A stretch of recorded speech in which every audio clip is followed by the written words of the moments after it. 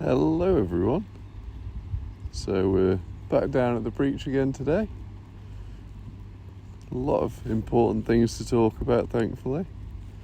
And first off, we will start right here. So these are two boats that were moved into position over the last couple of days. If anyone knows exactly what they're for, please do give us a shout, because I can't really tell from that. You'll have to forgive the ambulance in the background. I'm not entirely sure what they're there for. It doesn't look like they're currently attached to anything or pumping anything, whether they're just generators or something along those lines. I'm not entirely sure. So feel free to give us a shout in the comments. Just before I start the rest of the video, I'll say thank you to everyone that subscribed after yesterday's video and everyone that's subscribed so far. Really do appreciate it, and if you haven't already, do feel free to subscribe for more updates. Now we'll have a quick look at the breach itself before I get on to a lot of questions I was getting from yesterday's video. As you can tell, it's a very nice day today, thankfully. No wind, great visibility, and an actual bit of sunshine, which is extremely rare for these parts in January. But yeah, as you can tell,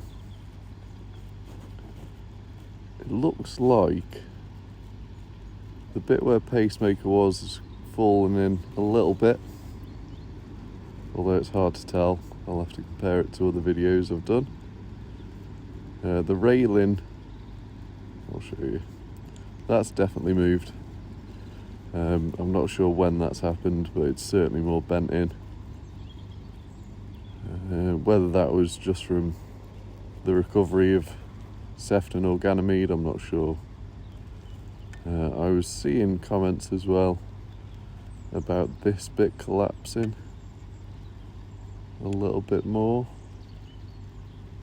but that I'm sure will just be, as you can tell, there's still water making it through those two cofferdams, so I wouldn't be terribly surprised if that's slowly eroding away. The geology of the local area is mostly sandstone, so very easily eroded. Now, I don't know what they originally put here to make the dam out of, because I can't imagine they'd make it out of sandstone, just because not the most stable thing for making a dam out of, whether it's clay or I don't know. Someone might know better. If you do, then feel free to put it in the comments. As you can tell as well, they've put in another fence from this side just to stop people coming down. Now you can still get up to where I am. There's me. Hello. But yeah, a lot of questions I was getting yesterday were related to the water in the field. First off, why they haven't just pumped it out. Now, as far as I know, I had a conversation with someone from CRT, and they were saying that it is now classed as wastewater, so they can't just put it into the stream or the canal. It'll have to be pumped away. Whether you think that's right or wrong, that's up to you, but that's just what I've been told. Just going to quickly... But yeah, so that's, annoying, because obviously that'll slow it down a hell of a lot more. You can just imagine if they just cut a little stream into the main stream, then it'd be a solved issue real quick. But can't do that apparently, so that is why it hasn't just been done, as far as I know anyway. That's just what I've been told.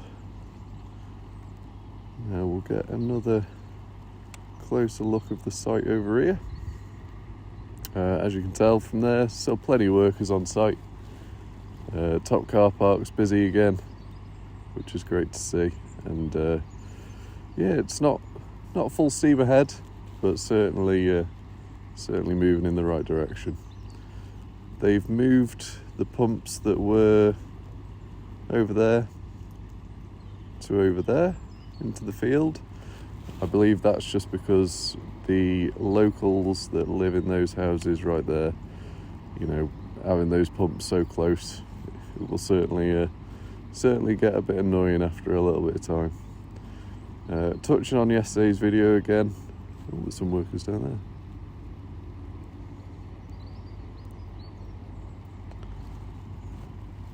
But yeah, touching on yesterday's video again, it was a bit too windy to show you what I meant, but that right there is the access point I was talking about for the future works. That is what I was told would be the likely entrance for any future works, and that would certainly make sense to me. It's an old work site, so they cut all them trees down. You might be able to tell by how new that fence is that it is quite a fresh site. So they cut those trees down a couple of years ago, and then once that site was finished, they took everything away, planted some grass and put that fence down. But I'd imagine in either a few weeks or certainly a few months that will be ripped back down, and then this whole field will be a building site, and a fair one at that. Now, I was speaking to Paul, actually, the owner of Pacemaker, and we were discussing, you know, what they're likely to do. Now, don't get me wrong, I'm certainly not an expert on it, but it's an interesting idea to talk about, in that obviously they'll need a lot of clay, and I believe that is going to be a difficult task for many reasons.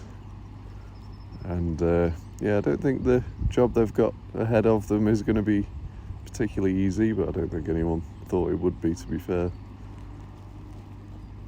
Now, as you can tell, the two cofferdams downstream are still in place. I saw that someone was saying that the orange cofferdam was from Crouch, potentially, and that I believe it was the Thursday when they moved Sefton up. And then Ganymede, they tried that night just to put a quick dam in and then see if they could get them floated then. I believe that's what's happened, but if anyone knows any different, then feel free to correct me. Now, I'll show you these two little boats again.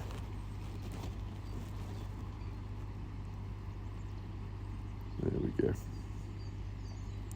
But yeah, so the biggest thing, if anyone knows what these are for, then feel free to give us a shout, because I am interested. And like I say, it doesn't look like they're currently connected to anything or doing anything, so why they've been moved with such urgency, I'm not sure.